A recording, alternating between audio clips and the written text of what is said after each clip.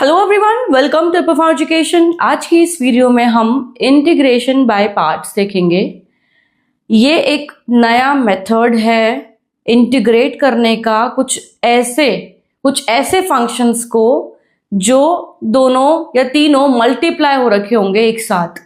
दो अलग फंक्शंस होंगे, अलग कैटेगरी के फंक्शंस होंगे दोनों, और वो मल्टीप्लाई हो रहे होंगे। जैसे आपने डिफरेंशिएशन में देखा था प्रोडक्ट रूल, वैसे ही प्रोडक्ट रूल को आप कह लीजिए हम यहाँ पर बाय पार्ट कहते हैं। तो बाय पार्ट हम यहाँ पर समझेंगे। तो यहाँ पर डेफिनेशन समझते हैं, it is used to integrate the product of two or more functions.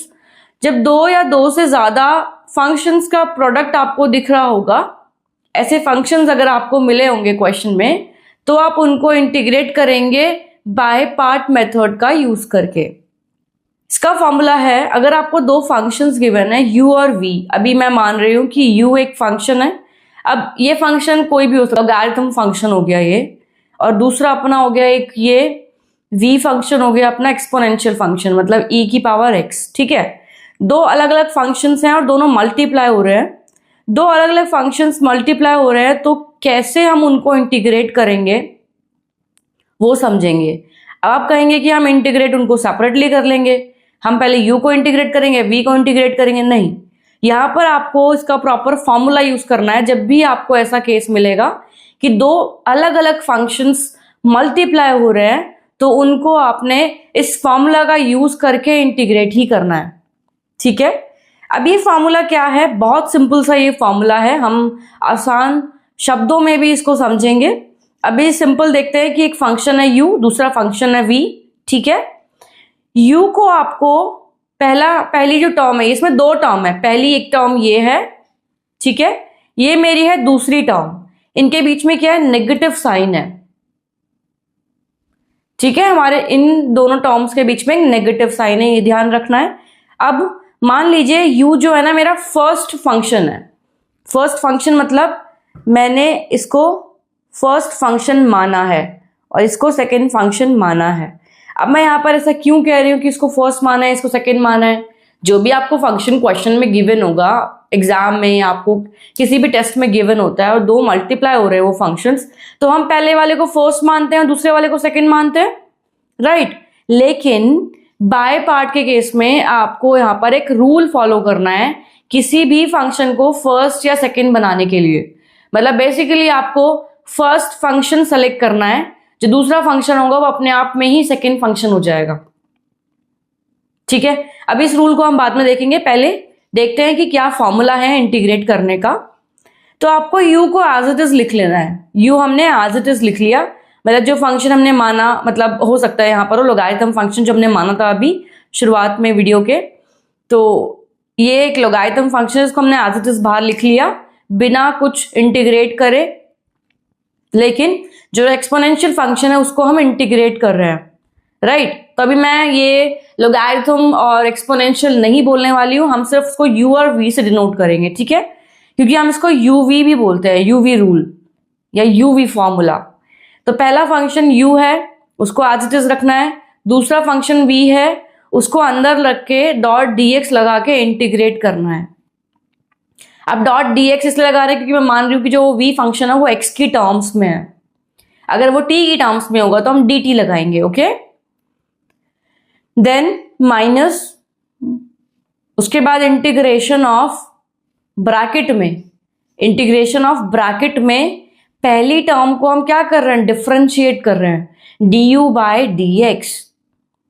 ठीक है ना, आपको ध्यान रखना है, इंटीग्रेट करना है, लेकिन ब्रैकेट में। अभी इंटीग्रेशन के लिए फंक्शन रेडी नहीं हुआ है, पहले उसको क्या करना होगा? उसको पहले डिफरेंशिएट होना होगा पहले फंक्शन को, एंड देन जो दूसरा फंक्शन है अपना सेकेंड फंक्शन है उसको इंटीग्रेट करना होगा।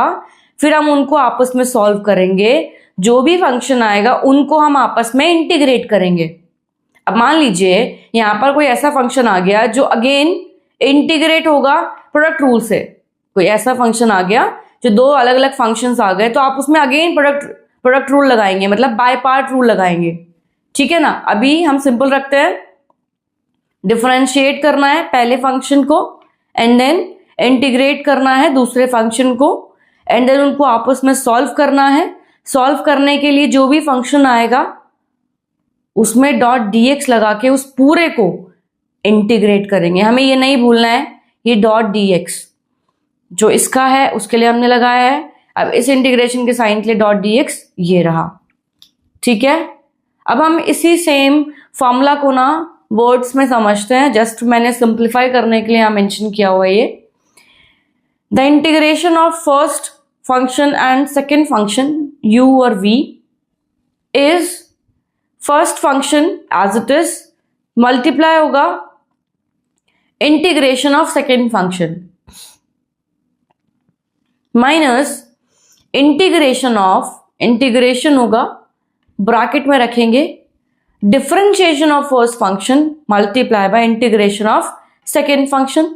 इजी है, हम याद रख लेंगे इसको।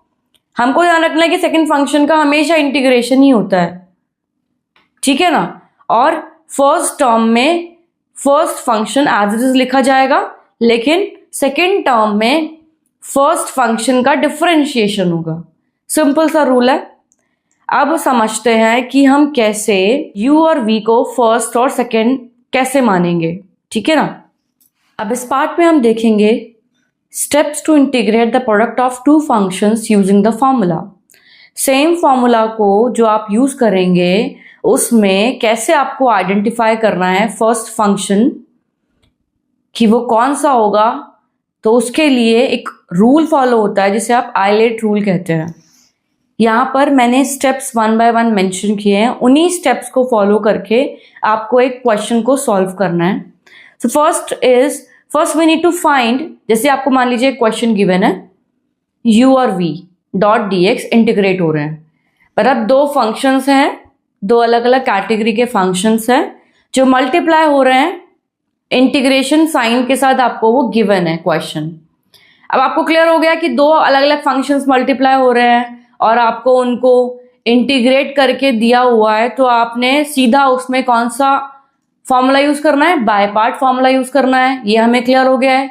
बाय पार्ट फॉर्मूला यूज करने से पहले आपको ध्यान रखना है कि किस फंक्शन को पहला फंक्शन बोले और किसको सेकेंड, ठीक है। फर्स्ट और सेकेंड फंक्शन कैसे आइडेंटिफाई करना है, यही हमारा पहला इंपॉर्टेंट स्टेप होगा।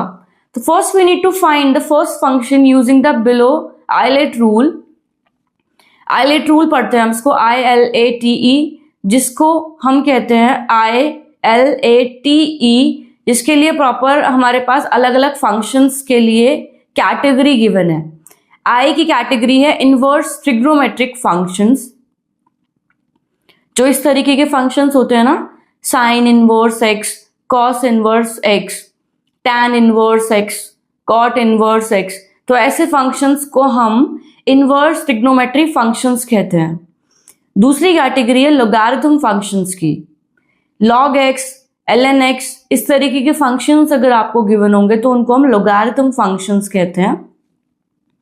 ए है अपना एल्जेब्रिक फंक्शंस, जो हमारे पास x स्क्वायर होता है, क्यूब हो गया रूट का, x का क्यूब हो गया, रूट x हो गया, x की पावर 1/3, प्रॉपर एक आपको एल्जेब्रिक इक्वेशन गिवन है जो x की फॉर्म में है टर्म्स। हमें ये चीज क्लियर हो गई है, अभी तक हम इतने क्वेश्चंस करते आए हैं। अगर आपको इनमें से किसी में भी डाउट है तो आप प्लीज कमेंट कीजिए। देन अपना T से आता है ट्रिग्नोमेट्रिक फंक्शंस। ये होते हैं इनवर्स ट्रिग्नोमेट्रिक फंक्शन, जिसमें इनवर्स होता है -1 -1। जिनमें नहीं होता है उनको हम ट्रिग्नोमेट्रिक फंक्शंस कहते हैं, sine x, cos x, tan x, cot x। तो ऐसे फंक्शंस को हम ट्रिग्नोमेट्रिक फंक्शंस कहते हैं। और भी है कोसेक x, सेक x, तो ये फंक्शंस हैं। E से आता है अपना last function exponential functions, e की पावर x, 5 की पावर x, इस तरीके के फंक्शंस को हम एक्सपोनेंशियल फंक्शंस कहते हैं। अब आपको क्या करना है कि इस तरीके के जो फंक्शंस होंगे ना, वो आपको क्वेश्चंस में गिवन होंगे।